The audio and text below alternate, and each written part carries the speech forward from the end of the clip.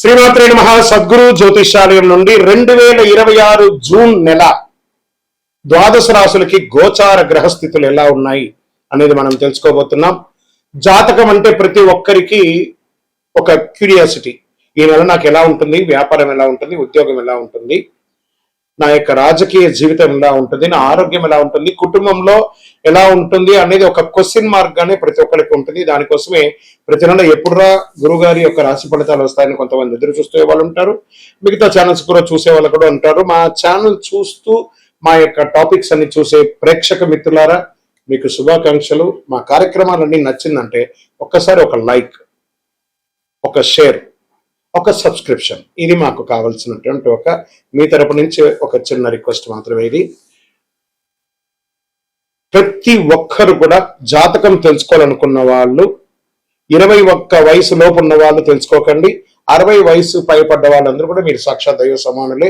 మీరు 60 తెలుగు సంవత్సరాలు చూస్తుంటారు కాబట్టి జాతకం పడుతున్న వర్షానికి ఒక గొడుగు మాత్రమే కానీ జాతకం జీవితం కాదు. ఈ నెల గోచార గ్రహాలన్నీ కూడాను ఎలా ఉన్నాయి అని చెప్తే, గురు బృహస్పతి మిథున రాశి నుండి కర్కాటక రాశికి ఈ సంవత్సరం అంతా ఉండబోతున్నారు. అద్భుతమైనటువంటి ఫలితాలు రాబోతున్నాయి. జాక్పాట్ అని కూడా చెప్పొచ్చు కొన్ని రాశులకి. 1-2 తారీఖులలో ఈ యొక్క గురువు వచ్చేసి ప్రవేశిస్తున్నాడు కర్కాటక రాశిలో. ఇది చాలా శుభపరమైనటువంటి గోచారం అని కూడా చెప్పొచ్చు. దీనివల్ల ప్రతి రాశి వారికి వారి కుటుంబంలోనూ విద్య, ఇల్లు, ఆర్థిక స్థిరత్వం అనే అవకాశాలు చాలా వస్తుంటాయి. శని ఈ నెల మొత్తం కూడా మీనరాశిలోనే ఉంటారు.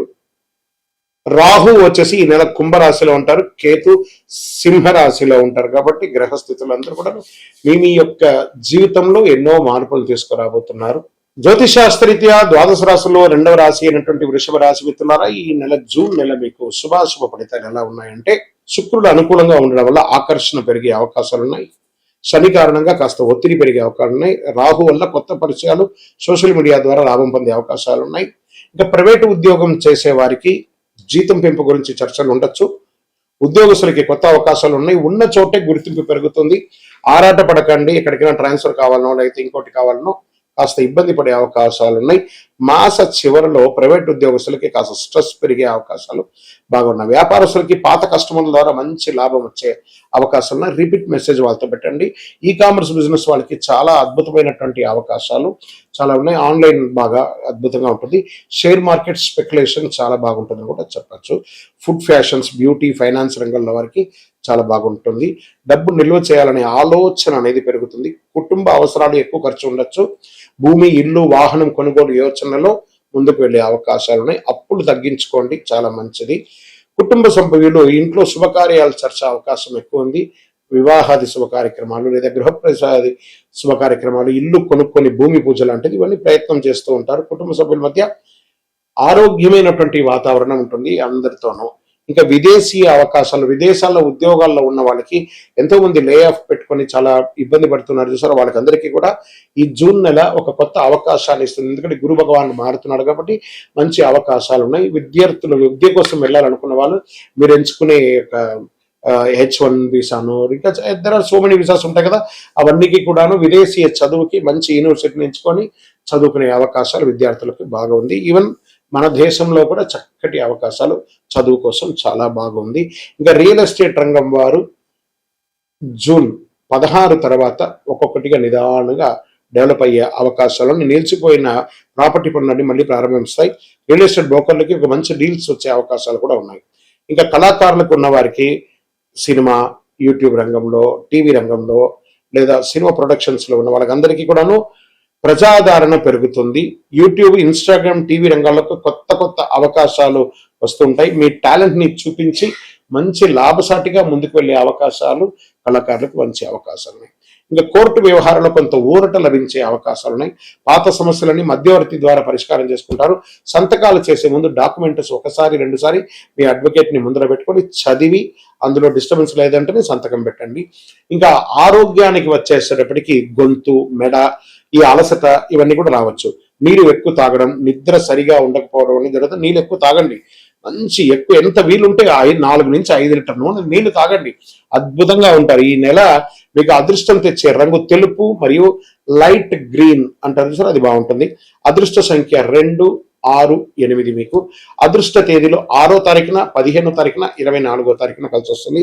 మీకు అదృష్టం కలిగించే దిక్కు ఈశాన్యం అని చెప్పొచ్చు. షేర్ మార్కెట్ స్పెక్యులేషన్ బాగుంటుంది. ఈ నెల మీకు చేయవలసినటువంటి చిన్న చిన్న పరిహారాలు ఉన్నాయి. ప్రతి శుక్రవారం లక్ష్మీ అమ్మవారిని ప్రార్థన చేయండి.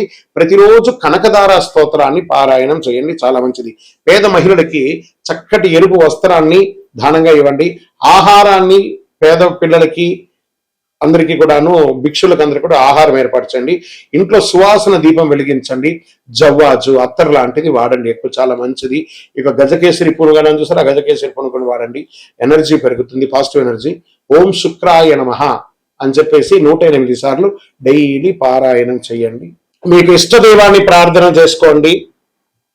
మీ పరిసర ప్రాంతాల్లో ఉన్నటువంటి దేవాలయంలో మీ వయస్సు ఎంత ఉందో అన్ని సంఖ్యతో నువ్వుల నూనెతో మీ ఇష్టదైవం కులదైవానికి దీపం వెలిగించండి. అతి శక్తివంతమైనటువంటి కరుంగాలి మాలను 48 రోజులు మన దేవాలయంలో పూజ చేసి దానికి చండీ సుదర్శన హోమాది సుబ్రహ్మణ్య భుజంగా మంత్రాలతో సంపుటి చేసినటువంటి అతి శక్తివంతమైనటువంటి కరుంగాలి మాల కూడా మన ఆర్గనైజేషన్ ఉంటుంది. కావలసిన వారు సంప్రదించండి.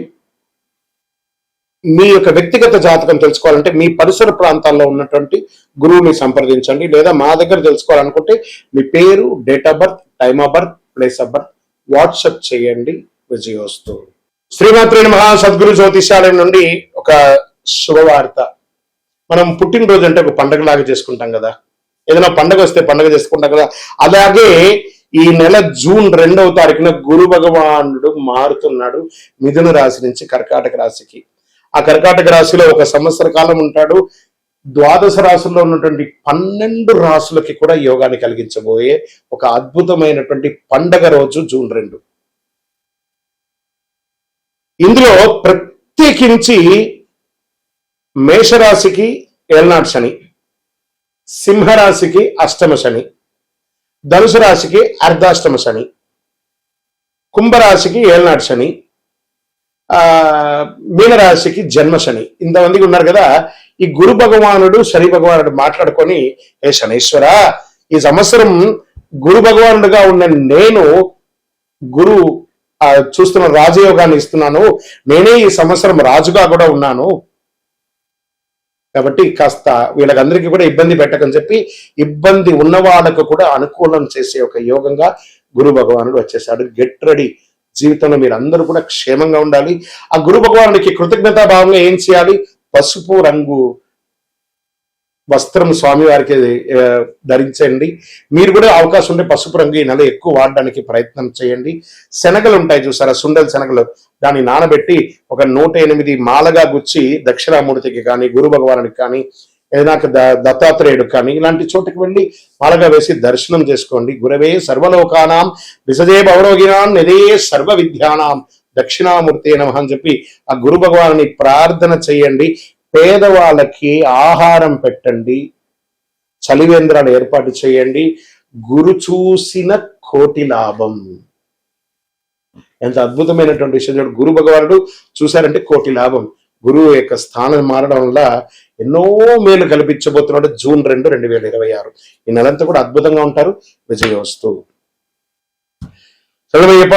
బ్రహ్మశ్రీ డాక్టర్ చంద్రమౌళి గురుస్వామి గారు నిర్మించినటువంటి అష్టాదశ శాస్త్ర అయ్యప్ప స్వామి 18 అవతారముల దేవాలయం జీవకోణ తిరుపతిలో నిర్మించాం. సుమారుగా 2016 నుండి ఇప్పటి వరకు నిత్య పూజలు జరుగుతున్నాయి.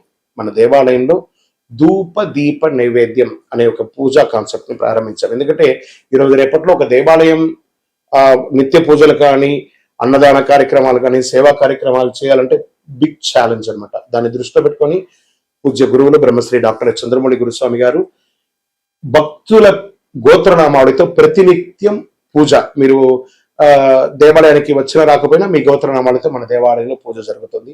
ఇంటి యొక్క పూజకు గురుగారు 999 రూపాయలు ఒక నెలకాన్ని నిర్ణయించారు. అవకాశం ఉన్నవాళ్ళు మీ పేరు, గోత్రం, భార్య పేరు, పిల్లల పేరు రాసి పంపారనుకోండి. మీ గోత్రనామాలతో ప్రతినిత్యం ఆ 18 అవతారాలను దేవాలయంలో పూజ చేసి స్వామివారి యొక్క జన్మ నక్షత్రమైనటువంటి ఉత్తరా నక్షత్రం రోజు గణపతి హోమం కూడా మీ పేరు మీద చేసి స్వామివారి అభిషేక భస్మ ప్రసాదాన్ని ప్రతి నెల మీకు ఇంటికి పోస్టు ద్వారా పంపడం జరుగుతుంది. అవకాశం ఉన్నవాడు ఈ యొక్క మంచి సదుద్దేశంతో తయారు చేస్తున్నటువంటి ఈ యొక్క సేవా కార్యక్రమంలో ధూపదీప నైవేద్య పూజలో పాల్గొనండి. స్వామి శరణమయ్యప్ప. ఈ యొక్క నెంబర్ అంతా కూడా మీకు డిస్ప్లేలో వేస్తాను. శరణమయ్యప్ప. దేవుడు మనకు జీవితంలో పరీక్షలు ఎందుకు పెడుతున్నారని ఒక ప్రశ్న అడుగుతున్నారు. దేవుడు మనకు పరీక్షలు పెట్టడం మనకు ఆయనకేం పని లేదండి. మిమ్మల్ని ఎంచుకొని మీకు పరీక్షలు పెట్టడం అనేది కాదు. మనం ఎంచుకున్నటువంటి దారి, ఆ దారిలో మనం పుట్టినప్పటి నుంచి మరణించేంత వరకు నీ యొక్క రాత ఇది అని చెప్పి రాసి పంపించేస్తాడు.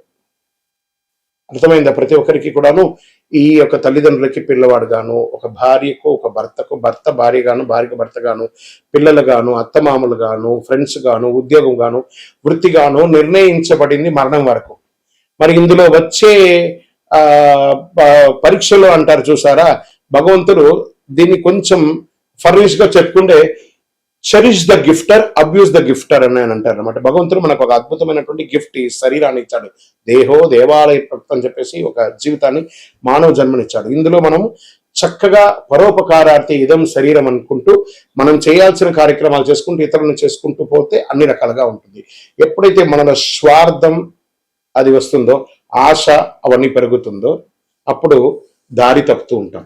ఆ దారి తప్పినప్పుడు అవసరాలు పెరుగుతాయి. ఆ అవసరాలకు తగ్గట్టుగా అవకాశాలు ఉండదు. దానికి అప్పులు చేయడము, లేకపోతే ఇతరులను ఏమార్చడము, సమాజంలో ఇబ్బంది పెట్టడము. దాన్ని మనం ఏం చేస్తాం? భగవంతుడు నాకే ఇన్ని కష్టాలు ఇస్తావా అని భగవంతుడిని బ్లేమ్ చేయడం. ఆయనకి ఏమైనా పన? మీరు పుట్టినప్పటి నుంచి మీరు మరణించేంత వరకు ఒక్క క్షణం కూడా ఆగకుండా గుండె కొట్టుకుంటూ ఉంటుంది. అప్పుడు మీకు పరీక్ష పెడుతున్నాడా భగవంతుడు? అనుగ్రహం ఇస్తున్నాడా? మనమైనా ఒక్కొక్కసారి శ్రద్ధగా ఉండం. అలా పడుకుంటా, ఇలా లేస్తాం. మీరు పడుకున్నా, లేసినా, తిన్నా, ఏమేమి వేషాలు వేసినా వాటన్నిటినీ సగిస్తూ భావిస్తూ మీ హృదయంలో lub dub lub dub lub dub lub డబ్ను కొట్టుకుంటూ ఆ ప్రాణవాయుని ఇచ్చే భగవంతుడికి కృతజ్ఞత చెప్పండి. కానీ భగవంతుడు ఇబ్బంది పెట్టాడు. భగవంతుడు అనుగ్రహ ప్రదాయుడు. మీ ఆశలు, మీ అలవాట్లను అదుపులో పెట్టుకుంటే జీవితం అంతా సుఖ సంతోషాలతో ఉంటారు. విజయోస్తు.